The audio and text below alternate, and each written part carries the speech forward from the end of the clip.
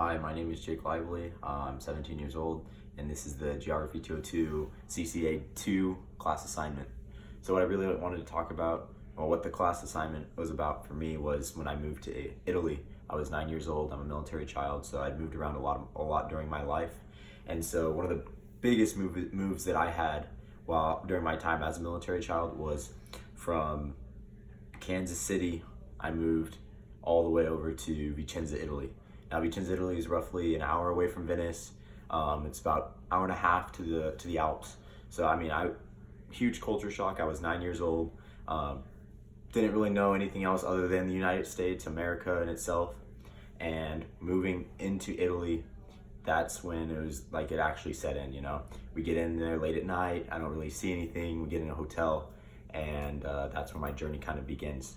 So first I would like to talk about Italian architecture, and mainly I want to talk about, a couple of things that really inspired me when I was 9 years old, traveling around the peninsula of Italy, for that matter. So first I want to touch on, one of the seven wonders of the world, and that is the Roman Colosseum. When I got there, my parents, they had never traveled anywhere, so, being able to be tourists in a great city, a great area, a great country was just an opportunity in itself.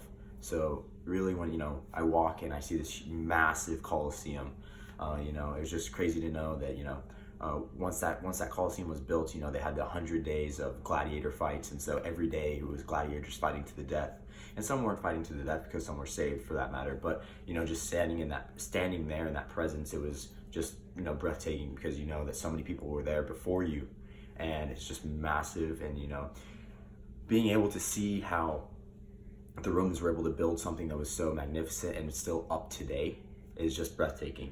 So the next thing I would like to really talk about is, we moved from the Roman Colosseum to the Statue of David, which was, sculpted by Leonardo da Vinci. And of course, there's many references to this in that town of Florence, the town of Florence. So you'll see many miniature statues of the Statue of David. And so, just being able to see that as well, because you always read about it in the textbooks and, in fictional character books. And so being able to put yourself in those shoes, saying, wow, I actually was able to see this. It gives you more appreciation to that culture and that diversity, other than what others people would get from living in, like, say, America and never having traveled or experienced that different culture. The last thing that I would really like to talk about is the wine region. So my parents, not so much me because I wasn't allowed to drink, but my parents got to try some magnificent wines there, and all these wines came from different regions across the country of Italy.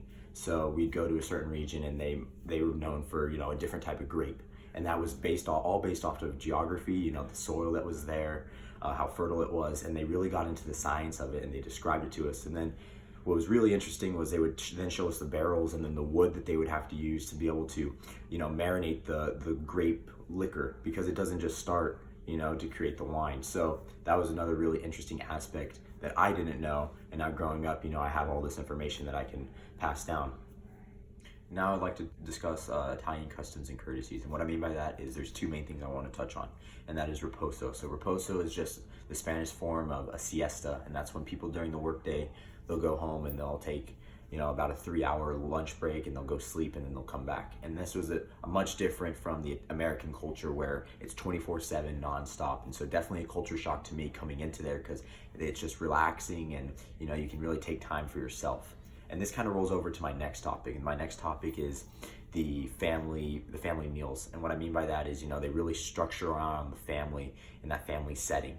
And so I just think that's really important, because these meals will go on for about 6 hours, and it's all about the family time and spending time with family. You don't really see that in the American culture. Lastly, I'd like to discuss the impact on me as an individual going into this foreign country. So, being 9 years old and traveling all across Italy, Germany, and Europe in itself, Italy really did impact me.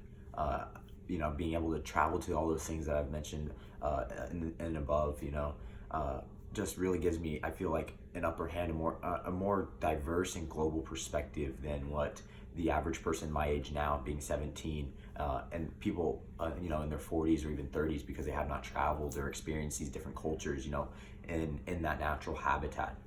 So just being able to experience that and everything, it really gave me a new global perspective on the world as a whole, and made me want to try new things, and know that there's more out there than just, our little bubble that we always, collect ourselves in and put ourselves in. And it really made me want to branch out, and it wants me to experience more of those things. So I think, by having that experience, it really impacted me as an individual. Hey guys, thank you for listening. I hope you guys enjoyed my short video on my global perspective at the age of 9 years old. Thank you.